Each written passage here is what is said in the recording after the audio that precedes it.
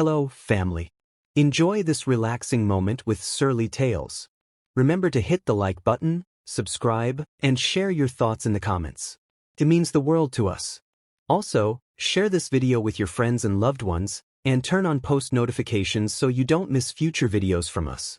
Thank you as you do so. Sit back and relax as we dive into the story.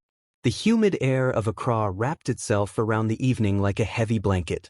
The city buzzed with its usual energy, the chaotic symphony of honking cars, vendors shouting their wares, and the distant hum of music from a nearby street party.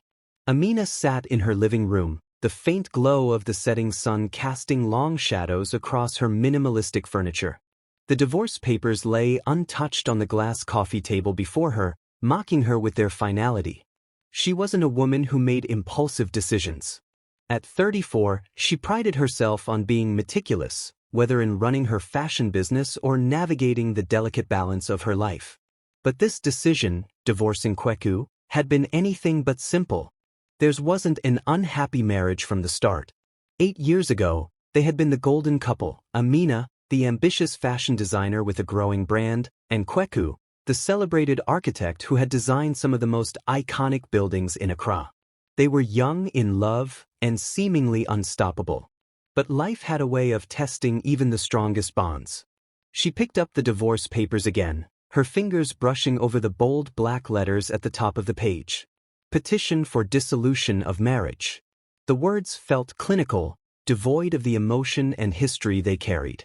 She had been staring at them for weeks now, unable to bring herself to sign. Her phone buzzed, snapping her out of her reverie. It was Zainab, her younger sister. Amina ignored the call, knowing exactly what Zainab wanted to say. She could already hear her sister's voice, sharp with disapproval. "Amina, are you really going through with this?" Zainab had asked just days ago. "Do you realize what this will do to Mama and Baba? Divorce isn't something people just accept here, especially for someone like you." Amina had rolled her eyes at the time but kept her retort to herself. She didn't need a lecture about the cultural stigma of divorce in Ghanaian society. She knew it all too well, how whispers would spread like wildfire, how her parents would be pitted for having a divorced daughter, how people would wonder what she had done to push her husband away. But the marriage had drained her. The constant arguments, the emotional distance, and the feeling of being invisible in her own home, it had all built up to this moment. Still, the memories of the good times lingered, like an old song she couldn't stop humming. She sighed and grabbed her phone, scrolling down her contacts until she found his name. Kweku Asante. Her thumb hovered over the call button for a moment before she pressed it. The phone rang 3 times before his deep, familiar voice came through. "Amina," he said, his tone neutral but tinged with curiosity. "I wasn't expecting your call." She hesitated for a moment, unsure of how to phrase what she wanted to say. "Kweku." She paused, swallowing the lump in her throat. "I need to see you. One last time before we finalize everything." There was silence on the other end, the kind that stretched long enough to make her regret calling. "Why?" he asked finally, his voice cautious. "I don't know," she admitted. "Maybe to get closure. Maybe just to say goodbye properly." More silence. Amina could hear faint voices in the background. Colleagues, perhaps, or the radio playing in his car. "All right," he said after what felt like an eternity. "When and where?" Relief washed over her, though it was tinged with apprehension. "Tomorrow evening," she said. "There's that new restaurant on Oxford Street, Paleva Kitchen. Meet me there at 7. "Fine," Kweku replied, his voice devoid of emotion. "I'll see you then." The call ended abruptly, leaving Amina staring at her phone screen. She placed the phone back on the table and leaned back against the couch, exhaling deeply. The next day, Amina spent the morning buried in work at her fashion studio. The hum of sewing machines and the chatter of her assistants provided a welcome distraction. But by mid-afternoon, her thoughts drifted back to Kweku. She hadn't seen him in months, not since their last argument when they decided to separate. Their fights had been exhausting. They always started over something trivial, a misplaced item, a forgotten dinner plan, but inevitably spiraled into deeper grievances. Amina blamed Kweku for being emotionally unavailable, while he accused her of prioritizing her career over their marriage. Neither had been entirely wrong, but neither had been willing to compromise either. At 5 p.m., she left the studio and headed home to prepare. She chose a simple yet elegant encre dress, one of her own designs, and paired it with gold earrings. As she applied her makeup, she caught her reflection in the mirror. She looked confident, poised, and every bit the successful woman she had worked hard to become. But beneath the surface, she felt a pang of vulnerability. By the time she arrived at Paleva Kitchen, the sun had dipped below the horizon, and the city was alive with its usual nighttime energy. The restaurant was bustling, its warm lights casting a cozy glow over the polished wooden tables. Amina spotted Kweku sitting at a corner table, his tall frame hunched slightly as he scrolled through his phone. He looked up as she approached, and for a moment, their eyes met. Amina felt a rush of emotions, nostalgia, regret, and a flicker of something she couldn't quite name. "You're early," she said as she slid into the seat opposite him. "I didn't want to keep you waiting," he replied, his tone measured. They ordered their drinks, Amina a glass of red wine, Kweku a bottle of star beer, and exchanged polite small talk. It was awkward, like talking to a stranger she once knew intimately. "You look good," he said after a while, his eyes lingering on her dress. "Thank you," she replied, her voice soft. "You do too." Kweku smiled faintly but said nothing. The silence stretched between them, heavy with unspoken words. "So," he said finally, leaning back in his chair. "What's this about, Amina? Why did you want to see me?" She took a sip of her wine, gathering her thoughts. "I don't know," she admitted. "Maybe I just wanted to remember what it felt like to be this before everything fell apart." Kweku's expression softened, and for a moment, Amina thought she saw a glimmer of the man she had fallen in love with. "Do you think that's possible?" he asked quietly. "I don't know," she said again. "But I'd like to try. Just for one night." He nodded slowly, his gaze fixed on hers. "All right," he said. "Let's try." Amina adjusted the folds of her encre dress as the waiter poured her second glass of red wine. The warmth of the dimly lit restaurant enveloped her, but it did little to soothe the nerves twisting in her stomach. Across the table, Kweku sipped his beer, his face as unreadable as ever. The light from the candle flickered, casting shadows on his angular features, the high cheekbones, the strong jawline, and the eyes that once held her world. "So," he began, breaking the silence, "this is what closure looks like?" She smiled faintly, swirling her wine. "Something like that?" The waiter returned with their appetizers, grilled suya skewers for Kweku and a plate of kelaweel for Amina. They ate in silence for a moment, the tension between them palpable. Amina let her eyes wander around the restaurant. Couples sat at other tables, their laughter and animated conversations filling the air. It reminded her of when she and Kweku used to be like that, effortlessly in sync, unburdened by the weight of unspoken words.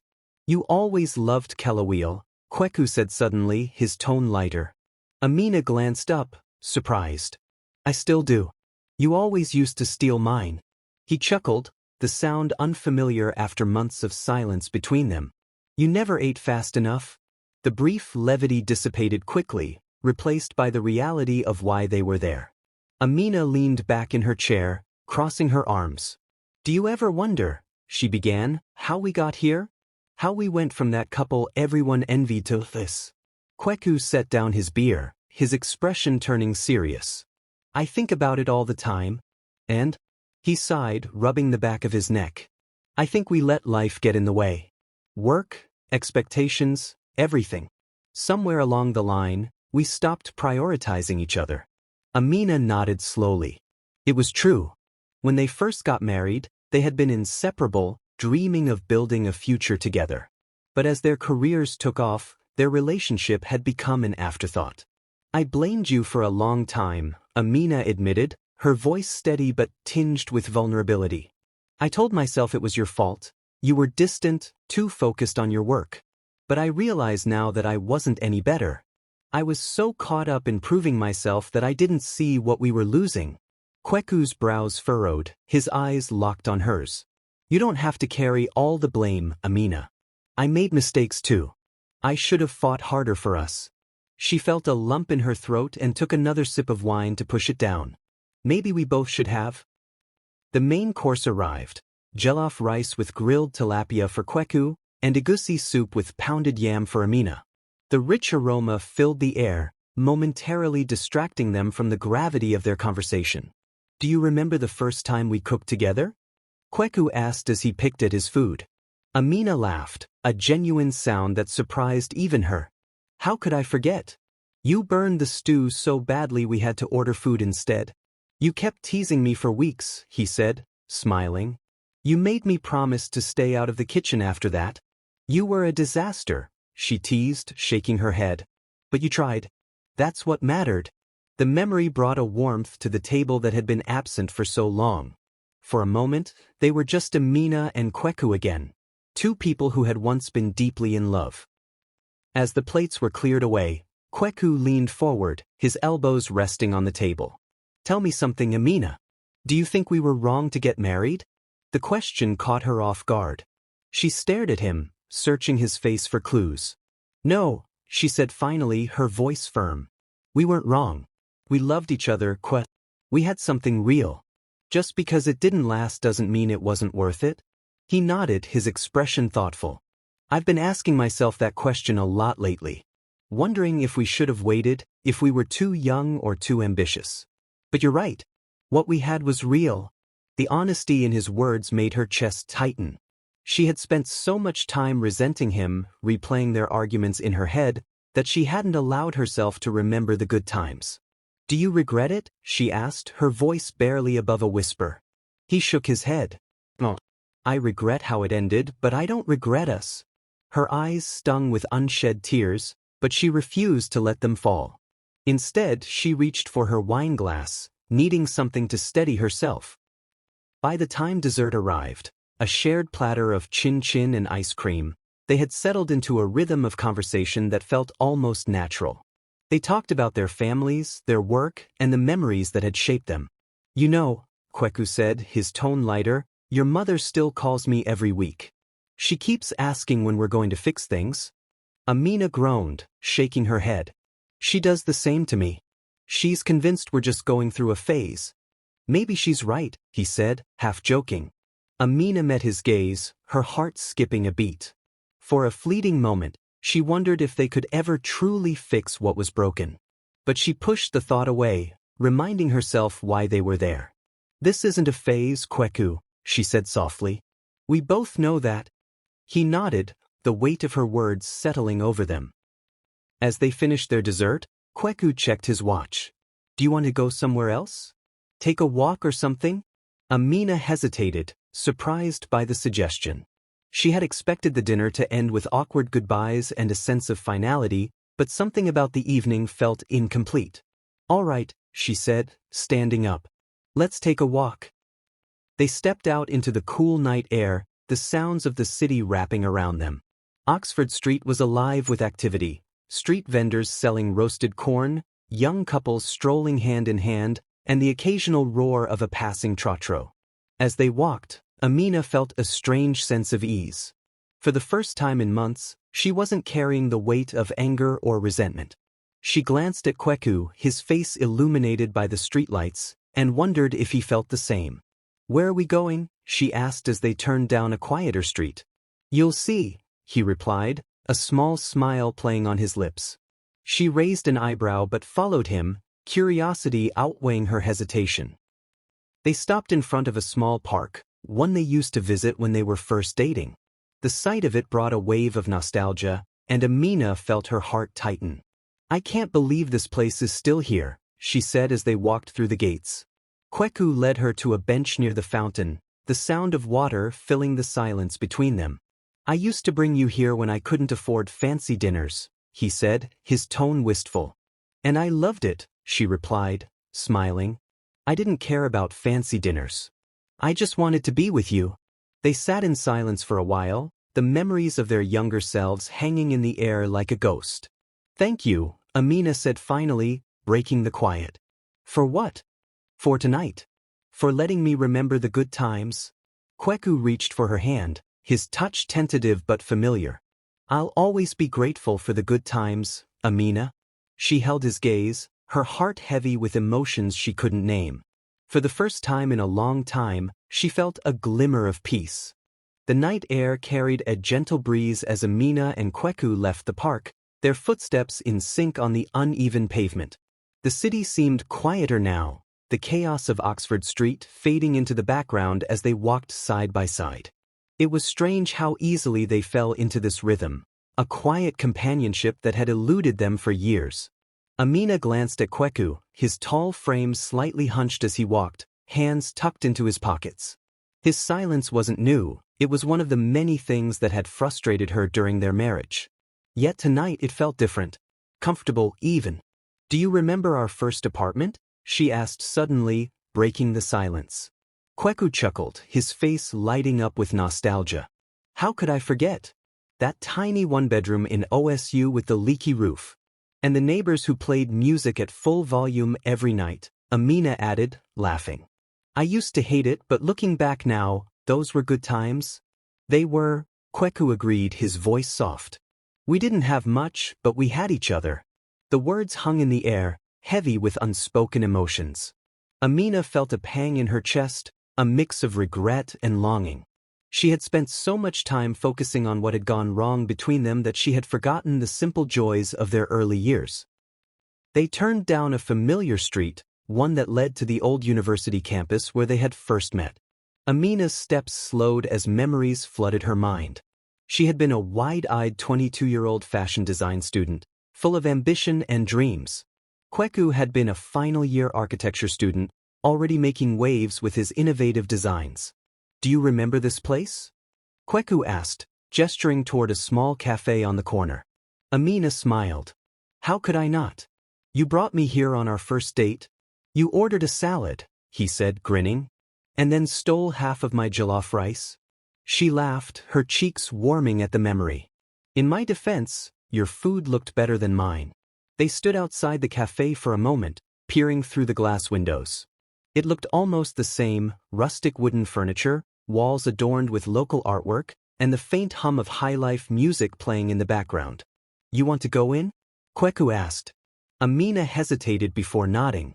Why not? The cafe was nearly empty, save for a couple seated near the back and a young barista wiping down the counter. Kweku led Amina to a corner table, the same one they had sat at all those years ago.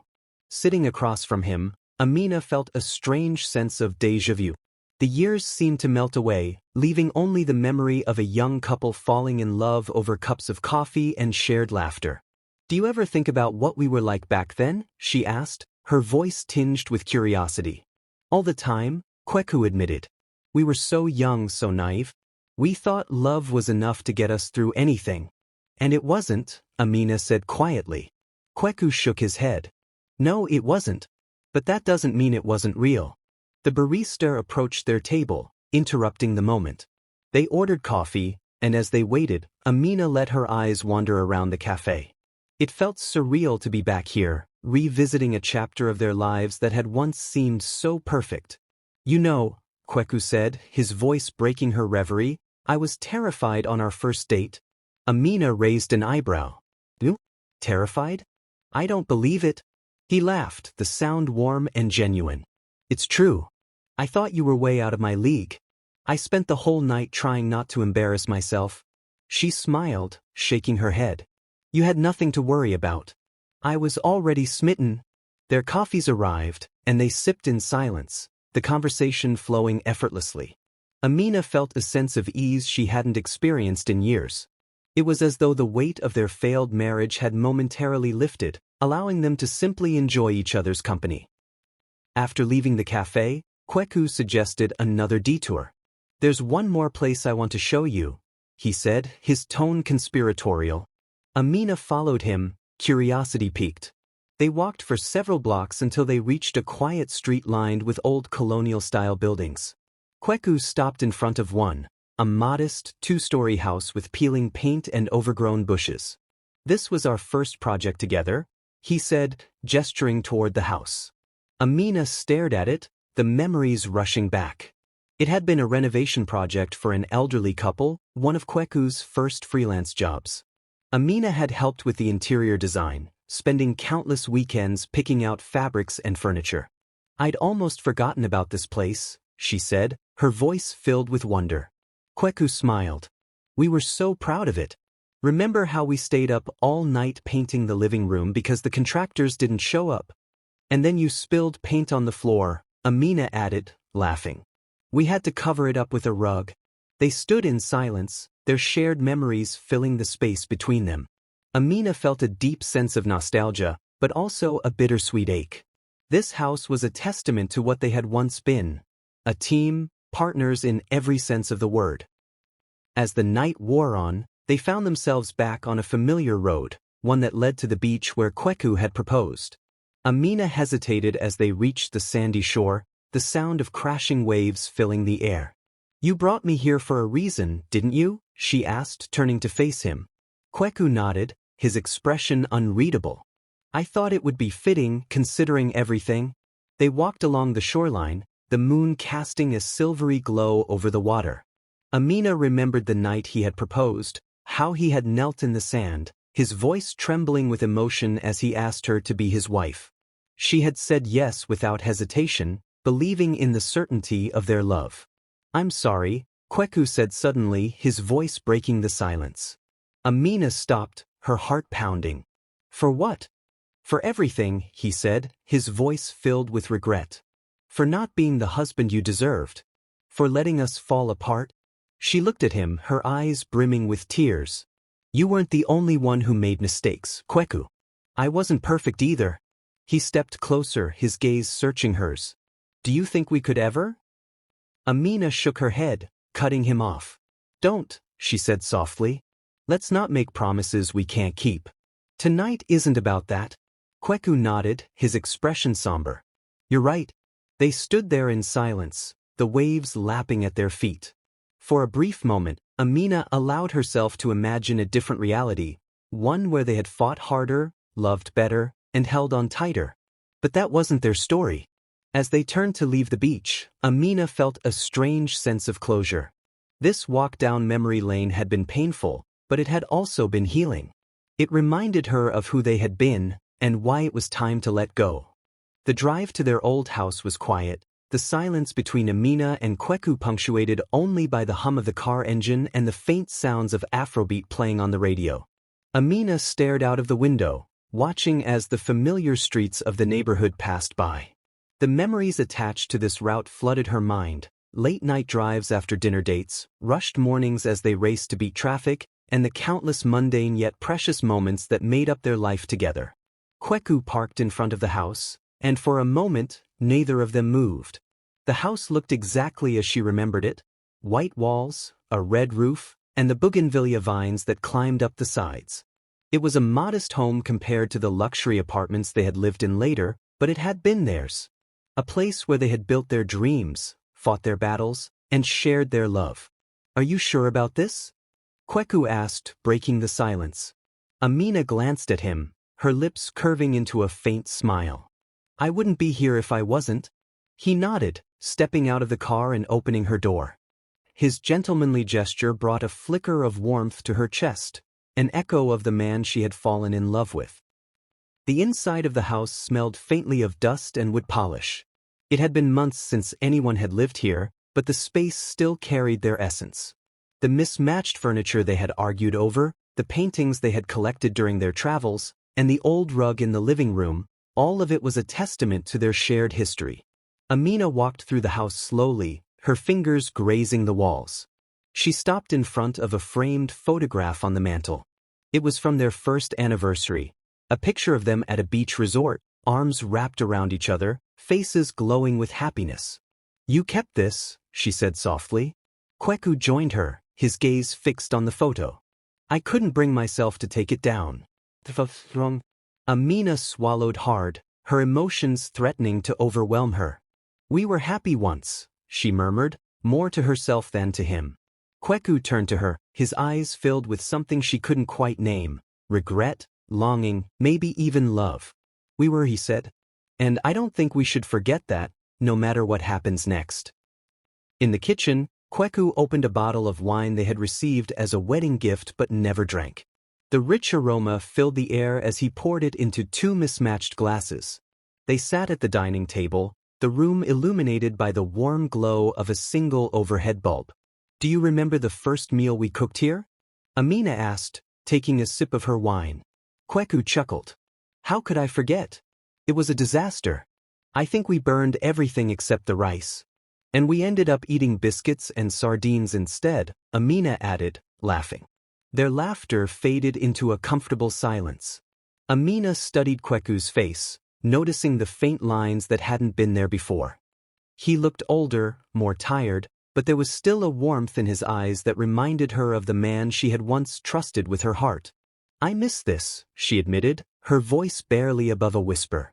"Not the fights or the stress, but this. Just being with you." Kweku reached across the table, his hand covering hers. "I miss it too, Amina. More than you know."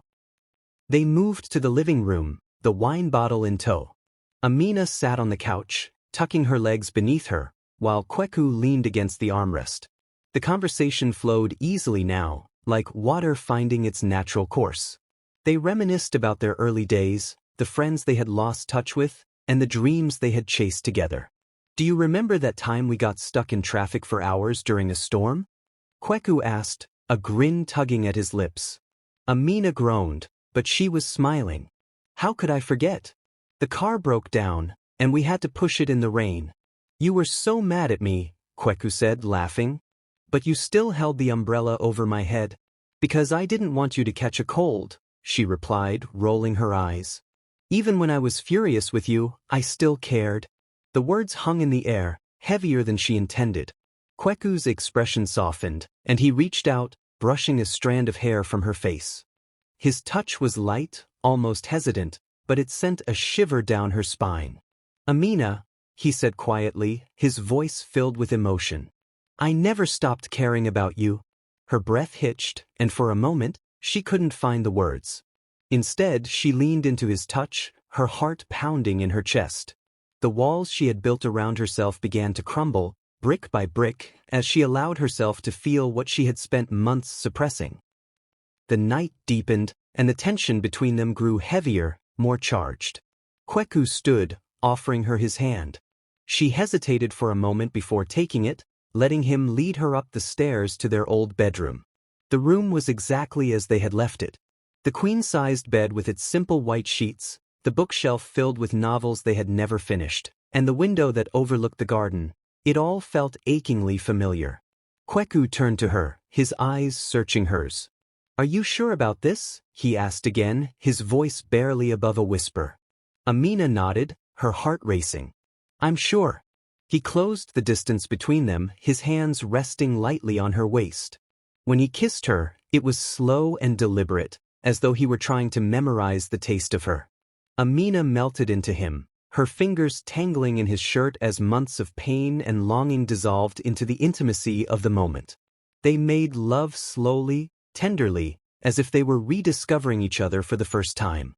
It wasn't just about passion, it was about connection, about finding solace in the familiarity of each other's bodies. As they lay entwined afterward, the quiet hum of the night their only soundtrack, Amina felt a sense of peace she hadn't known in years. The hours slipped away, and dawn crept through the curtains, bathing the room in soft light. Amina stirred, her head resting on Kweku's chest. She listened to the steady rhythm of his heartbeat, her mind a whirlwind of emotions. "I don't want to leave," she admitted, her voice barely audible. Kweku's arm tightened around her. "Then don't." She lifted her head, meeting his gaze. "It's not that simple, Kweku. We can't just pretend that everything is okay." "I'm not asking you to," he said. "But maybe we don't have to end this. Maybe we can try again." Tears filled her eyes, but she shook her head. "It's not that easy. We hurt each other, Kwe. We let each other down. And we can fix it," he insisted. "If we're both willing to try." Amina wanted to believe him, but the weight of their history loomed over her. Could they really rebuild what had been broken, or was this night just a beautiful, fleeting moment of closure? The early morning sun streamed through the curtains, casting golden streaks across the bedroom floor. Amina lay awake, her body nestled in the familiar warmth of Kweku's embrace. His breathing was deep and steady, his arm draped protectively around her. For a moment, she allowed herself to linger in the comfort of it, in the illusion that nothing had changed, that they were still the couple who had vowed to face life together. But the weight of reality crept back in. Amina slipped out of bed quietly, careful not to wake him. She pulled on her robe and walked to the window, gazing out at the garden below. The bougainvillea vines swayed gently in the morning breeze, a vivid reminder of the life they had built here. It was a life she had once cherished but had long since felt trapped in. Behind her, she heard Kweku stir. "You're awake," he said, his voice groggy but warm. She turned to find him propped up on one elbow, his gaze soft and full of something she couldn't quite name. "Couldn't sleep," she replied, forcing a smile. He sat up, running a hand through his tousled hair. "Thinking about last night?" Amina nodded, hugging herself. "And this morning? And everything that comes next." Kweku swung his legs over the side of the bed, his expression growing serious. "Amina, we don't have to do this. We don't have to sign those papers. Last night, it meant something. Didn't it?" Her heart clenched at the hope in his voice. "It did," she admitted, her voice trembling. "But it doesn't change everything else, Kweku. Love alone isn't enough. We've tried that before and look where it got us." He stood and crossed the room to her, his hands gently gripping her shoulders. "But what if we try differently this time? What if we don't let work, or pride, or anything else get in the way? We owe it to ourselves, to what we had, to try one more time." Amina's eyes filled with tears. She wanted to believe him, to believe that they could undo the damage and start over. But deep down, she wasn't sure if it was possible. "Kweku," she whispered, her voice breaking, "what if we can't? What if we just end up hurting each other again?" He cupped her face in his hands, his gaze steady and earnest. "We'll never know unless we try. And I'm willing to try, Amina. I'll fight for us this time, I swear." The rest of the morning passed in a blur. They shared a quiet breakfast in the kitchen, their conversation light but tinged with the weight of unspoken questions. Amina found herself studying Kweku, searching his face for signs of the man she had once trusted with her dreams. He seemed different now, more vulnerable, more willing to open himself to her in ways he hadn't before. But was it too late? By noon, they were dressed and ready to leave. The divorce papers sat on the coffee table, a stark reminder of the decision that awaited them. Amina picked them up, the weight of the documents feeling heavier than it should. "I'll drive you home," Kweku offered as they stepped outside. Amina hesitated but eventually nodded. "All right."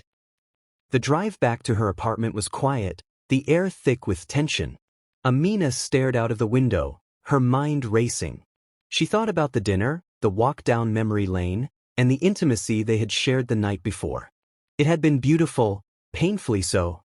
But was it enough to erase the years of resentment and disappointment? When they arrived at her apartment building, Kweku parked but didn't turn off the engine. He looked at her, his expression guarded but hopeful. "What happens now?" Amina clutched the divorce papers in her lap, her fingers trembling. "I don't know," she admitted. "I need time to think." He nodded, his jaw tightening.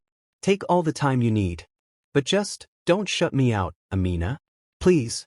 She reached out, her hand resting lightly on his. "I won't," she promised, though she wasn't sure if she believed it herself. Over the next few days, Amina found herself replaying their time together. She thought about the way Kweku had looked at her, the sincerity in his voice when he said he wanted to try again. She thought about the life they had built, the love they had shared, and the pain they had endured. Her friends had mixed reactions when she confided in them. "Amina, don't go back," Zainab warned. "You've come so far. Don't let one night undo all your progress." But her best friend, Amina, offered a different perspective. "People make mistakes," she said. "The question is, do you still love him? And if you do, is it worth the risk to try again?" Amina didn't have an answer.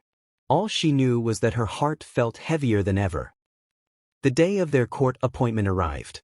Amina stood outside the courthouse, the papers clutched tightly in her hand. Kweku arrived moments later, dressed in a crisp white shirt and dark trousers. He looked calm, but she could see the tension in his eyes. "Are you ready?" he asked, his voice steady. Amina hesitated, her heart pounding. She looked down at the papers, then up at him. "Kweku, I don't know if I can do this." His brows furrowed. "Do what? Sign the papers or try again?" "Both," she admitted. "I'm scared, Kweku. Scared of making the wrong choice. Scared of failing again." He stepped closer, his voice firm but gentle. "Amina, we've already failed. But failure doesn't have to be the end. We can learn from it, grow from it. But only if we're willing to try." She searched his face, her heart torn. The logical part of her screamed that it was too late, that they were too broken. But the part of her that still loved him, the part that had always loved him, whispered that maybe, just maybe, they could find their way back. Taking a deep breath, she made her decision. Later that day, they walked out of the courthouse together, the divorce papers still unsigned. Amina's heart was lighter than it had been in months, though the road ahead was uncertain. "I'm not promising it'll be easy," she said as they reached the car. Kweku smiled, his eyes filled with hope. "Neither am I. But I'm promising to try." And for the first time in a long time, Amina felt like they might actually have a chance. The end. If you enjoyed this story, we invite you to give it a like and subscribe to our channel. Your support motivates us to keep bringing heartwarming stories almost every day. We are very grateful for your support. See you soon.